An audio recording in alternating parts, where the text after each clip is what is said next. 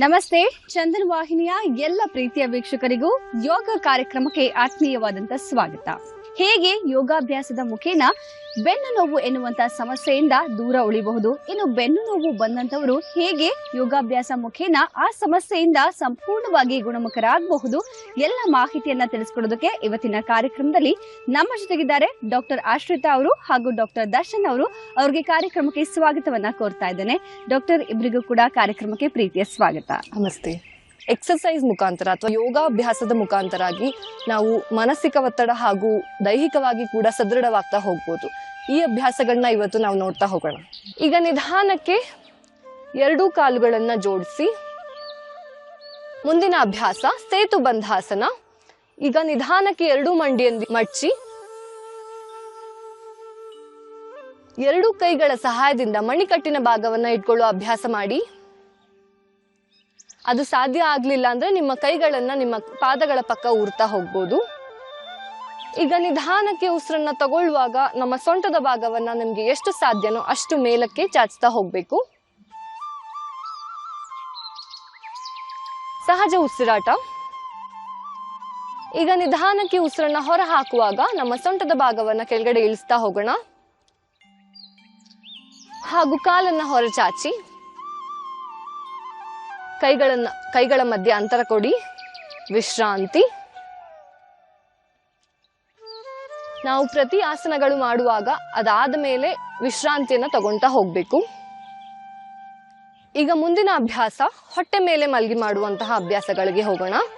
ಈಗ ನಿಧಾನಕ್ಕೆ ಎರಡೂ ಕಾಲ್ಗಳನ್ನ ಜೋಡಿಸಿ ಎಡಮಂಡಿಯನ್ನ ಮಚ್ಚಿ ಬಲಗೈಯನ್ನ ತಲೆ ಮೇಲೆ ತಗೊಂಡು ಬನ್ನಿ. ಈಗ ನಿಧಾನಕ್ಕೆ ನಮ್ಮ ಬಲಗಡೆ ತಿರುಗಿ ಕೂರುವ ಸ್ಥಿತಿಗೆ ಬರೋಣ. ಎರಡೂ ಕೈಗಳ ಸಹಾಯದಿಂದ ಮೇಲ್ ಬನ್ನಿ. ಈಗ ನಿಧಾನಕ್ಕೆ ಎರಡೂ ಮಂಡಿಯನ್ನು ಮಡಚಿ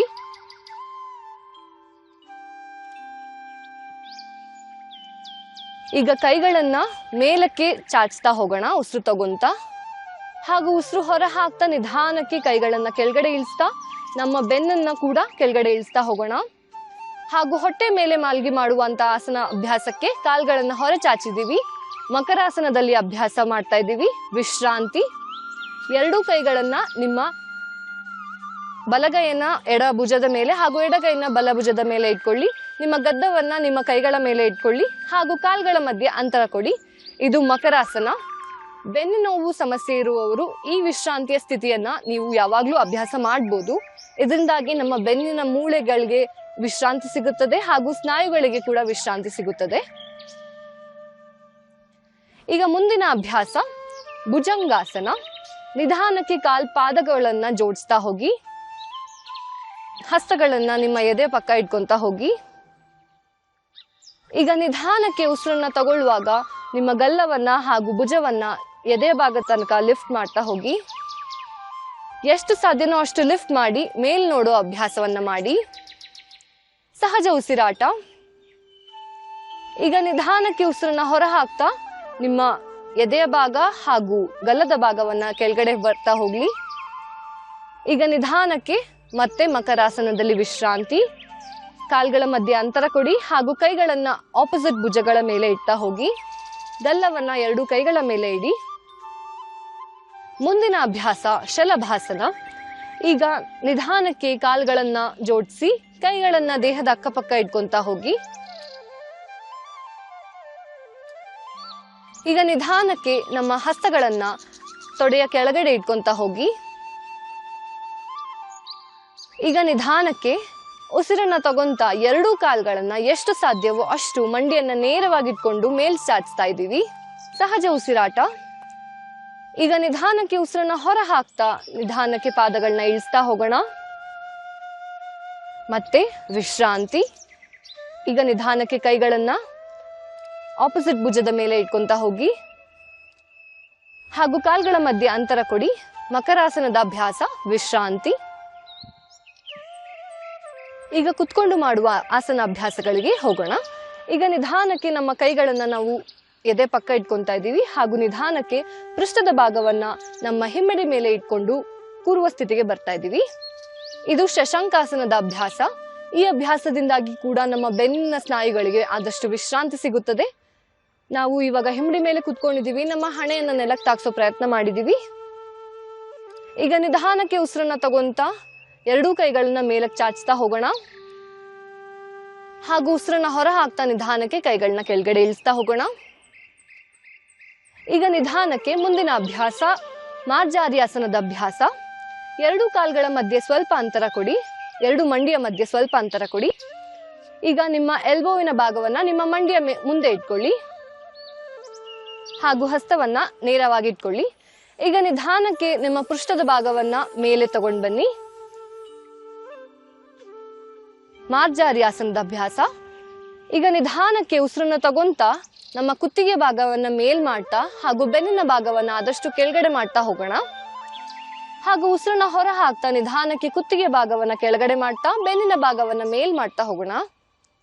ಇದೇ ರೀತಿ ಅಭ್ಯಾಸವನ್ನ ಮುಂದುವರಿಸೋಣ. ಉಸಿರನ್ನ ತಗೊಂತ ನಿಧಾನಕ್ಕೆ ಕುತ್ತಿಗೆಯನ್ನ ಮೇಲ್ ಮಾಡಿ ಹಾಗೂ ಬೆನ್ನಿನ ಭಾಗವನ್ನ ಕೆಳಗಡೆ ಮಾಡ್ತಾ ಹೋಗ್ತಾ ಇದ್ದೀವಿ ಹಾಗೂ ಉಸಿರನ್ನ ಹೊರ ಹಾಕುವಾಗ ಕುತ್ತಿಗೆ ಭಾಗವನ್ನ ಕೆಳಗೆ ಹಾಗೂ ಬೆನ್ನಿನ ಭಾಗವನ್ನ ಮೇಲ್ ಮಾಡ್ತಾ ಹೋಗ್ತಾ ಇದ್ದೀವಿ. ಈ ಅಭ್ಯಾಸದಿಂದಾಗಿ ನಮ್ಮ ಬೆನ್ನು ಮೂಳೆಗಳಿಗೆ ಆದಷ್ಟು ವಿಶ್ರಾಂತಿ ಸಿಗುತ್ತದೆ ಹಾಗೂ ಸ್ನಾಯುಗಳು ಕೂಡ ವಿಶ್ರಾಂತ ಸ್ಥಿತಿಯಲ್ಲಿರುತ್ತದೆ. ಈಗ ನಿಧಾನಕ್ಕೆ ಉಸಿರನ್ನ ಹೊರ ಹಾಕ್ತಾ ವಜ್ರಾಸನ ಸ್ಥಿತಿಗೆ ಬರೋಣ. ನಿಮ್ಮ ಪೃಷ್ಠದ ಭಾಗವನ್ನ ನಿಮ್ಮ ಹಿಮ್ಮಡಿ ಮೇಲೆ ಇಟ್ಕೊಳ್ಳಿ. ನಿಮ್ಮ ಕೈಗಳು ದೇಹದಿಂದ ಅಕ್ಕಪಕ್ಕ ಇಟ್ಕೊಳ್ಳಿ. ಈಗ ನಿಧಾನಕ್ಕೆ ಕಾಲ್ಗಳನ್ನ ಹೊರಚಾಚಿ ಎರಡೂ ಪಾದಗಳನ್ನ ನೇರವಾಗಿ ಇಟ್ಕೊಂಡಿದ್ದೀವಿ.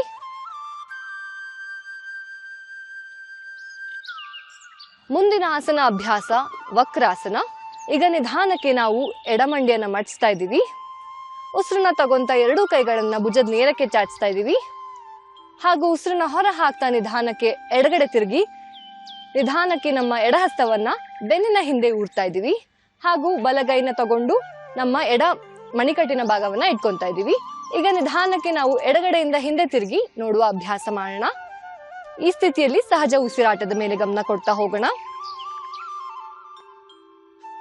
ಈಗ ನಿಧಾನಕ್ಕೆ ಉಸಿರನ್ನ ತಗೊಂತ ಮುಂದೆ ತಿರುಗ್ತಾ ಹೋಗೋಣ ಹಾಗೂ ಕೈಗಳನ್ನ ಭುಜದ ನೇರಕ್ಕೆ ಚಾಚೋಣ. ಉಸಿರು ಹೊರ ಹಾಕ್ತಾ ನಿಧಾನಕ್ಕೆ ಕೈಗಳನ್ನ ಕೆಳಗಡೆ ಇಳಿಸಿ ಹಾಗೂ ಪಾದವನ್ನ ನಿಧಾನಕ್ಕೆ ಹೊರ ಚಾಚ್ತಾ ಹೋಗೋಣ. ಇದಾಗಿತ್ತು ಇವತ್ತಿನ ಯೋಗಾಭ್ಯಾಸಗಳು ಬೆನ್ನು ನೋವಿನ ಸಮಸ್ಯೆಗೆ.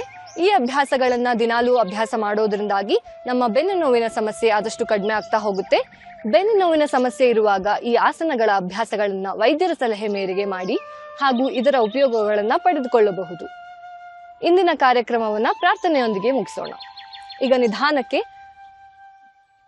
ಕೂರುವ ಸ್ಥಿತಿಗೆ ಬನ್ನಿ. ಸಹಜ ಸ್ಥಿತಿಯಲ್ಲಿ ಉಸಿರಾಟವಿರಲಿ ಹಾಗೂ ಎರಡು ಕೈಗಳಲ್ಲಿ ಚಿನ್ಮುದ್ರೆ ಇಟ್ಕೊಳ್ಳೋಣ. ಬೆನ್ನು ಕುತ್ತಿಗೆ ನೇರವಾಗಿರ್ಲಿ. ಈಗ 3 ಬಾರಿ ಓಂಕಾರವನ್ನ ಹೇಳೋಣ.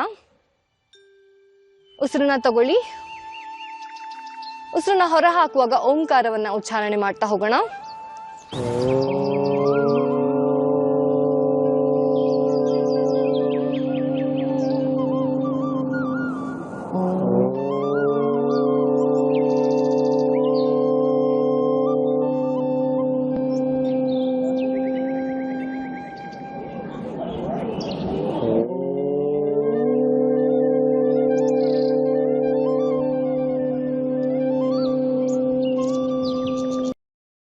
ಎರಡೂ ಕೈಗಳಲ್ಲಿ ಜೋಡಿಸಿ ನಮಸ್ಕಾರ ಸ್ಥಿತಿಗೆ ಬನ್ನಿ. ಸರ್ವೇ ಭವಂತು ಸುಖಿನಃ. ಸರ್ವೇ ಭವಂತು ಸುಖಿನಃ. ಸರ್ವೇ ಸಂತು ನಿರಾಮಯಾಃ. ಸರ್ವೇ ಸಂತು ನಿರಾಮಯಾಃ. ಸರ್ವೇ ಭದ್ರಾಣಿ ಪಶ್ಯಂತು. ಸರ್ವೇ ಭದ್ರಾಣಿ ಪಶ್ಯಂತು. ಮಾ ಕಶ್ಚಿತ್ ದುಃಖ ಭಾಗ್ ಭವೇತ್. ಮಾ ಕಶ್ಚಿತ್ ದುಃಖ ಭಾಗ್ ಭವೇತ್. ಓಂ ಶಾಂತಿ ಶಾಂತಿ ಶಾಂತಿ. ಶಾಂತಿ ಶಾಂತಿ ಶಾಂತಿ. ಈಗ ನಿಧಾನಕ್ಕೆ ಎರಡೂ ಕೈಗಳನ್ನ ಪರಸ್ಪರ ಉಜ್ಜಿ ಎರಡೂ ಕೈಗಳಲ್ಲಿ ಬಟ್ಲಾಕಾರ ಮಾಡಿಕೊಂಡು ಕಣ್ಣಿನ ಸುತ್ತ ಇಟ್ಕೊಳ್ಳೋಣ. ಈಗ ನಿಧಾನಕ್ಕೆ ಎರಡೂ ಕೈಗಳನ್ನ ನೋಡ್ತಾ ನಿಧಾನಕ್ಕೆ ಕಣ್ಣನ್ನ ಓಪನ್ ಮಾಡೋಣ. ಧನ್ಯವಾದ. ನೋಡಿದ್ರಲ್ವ ವೀಕ್ಷಕರೇ, ನಿಂತುಕೊಂಡು ಹೊಟ್ಟೆಯ ಮೇಲೆ ಮಲಗಿ ಬೆನ್ನಿನ ಮೇಲೆ ಮಲಗಿ ಮಾಡುವಂತಹ ಯೋಗಾಭ್ಯಾಸಗಳು ಹೇಗೆ ನಮ್ಮ ದೇಹದಲ್ಲಿರುವಂತಹ ನೋವನ್ನು ನಿವಾರಣೆ ಮಾಡುತ್ತವೆ ಅಂತ ಹೇಳಿ. ಖಂಡಿತ ಪ್ರತಿಯೊಬ್ಬರಿಗೂ ಕೂಡ ನೋವು ನಿವಾರಕ ಮಾತ್ರೆಗಳು ಔಷಧಿಗಳು ಅಗತ್ಯ ಇರುತ್ತೆ ಅಂತ ನಾವು ಭಾವಿಸಿರ್ತೀವಿ. ಖಂಡಿತ ಆಗಿಲ್ಲ. ಯೋಗಾಭ್ಯಾಸಗಳ ಮುಖೇನ ರಕ್ತ ಸಂಚಲನವನ್ನ ದೇಹದಲ್ಲಿ ಹೆಚ್ಚು ಮಾಡೋದ್ರ ಮುಖೇನ ನೋವು ನಿವಾರಣೆ ಖಂಡಿತ ಸಾಧ್ಯ ಇದೆ ಎನ್ನುವಂತ ಮಾಹಿತಿಯನ್ನ ಇವತ್ತಿನ ಕಾರ್ಯಕ್ರಮದಲ್ಲಿ ತಿಳಿಸಿಕೊಟ್ಟಂತಹ ಇಬ್ಬರು ವೈದ್ಯರಿಗೆ ನಾನು ಧನ್ಯವಾದನ ತಿಳಿಸ್ತಾ ಇದ್ದೀನಿ. ಇಬ್ಬರಿಗೂ ಕೂಡ ಧನ್ಯವಾದಗಳು. Thank you so much. ನೋಡಿದ್ರಲ್ವ ವೀಕ್ಷಕರೇ, ನಿಮಗೂ ಕೂಡ ಬೆನ್ನು ನೋವಿನ ಸಮಸ್ಯೆ ಇದ್ದಲ್ಲಿ ಖಂಡಿತ ಪ್ರತಿನಿತ್ಯವೂ ಕೂಡ ಕೇವಲ 15 ರಿಂದ 20 ನಿಮಿಷಗಳ ಕಾಲ ಯೋಗಾಭ್ಯಾಸವನ್ನ ಮಾಡೋದ್ರ ಮುಖೇನ ಯಾವುದೇ ರೀತಿಯಾದಂತ ಆರೋಗ್ಯದ ಸಮಸ್ಯೆಗಳಿರಬಹುದು, ಅದರಿಂದ ನಿವಾರಣೆಯನ್ನ ಆದಷ್ಟು ಬೇಗ ನಾವು ಪಡೆಯಬಹುದು. ವೀಕ್ಷಕರೇ, ಮುಂದಿನ ಕಾರ್ಯಕ್ರಮದಲ್ಲಿ ಮತ್ತೊಂದು ವಿಶೇಷವಾದಂತ ಯೋಗಾಭ್ಯಾಸದೊಂದಿಗೆ ನಾನು ನಿಮ್ಮನ್ನ ಭೇಟಿ ಮಾಡ್ತೀನಿ. ನಮಸ್ಕಾರ.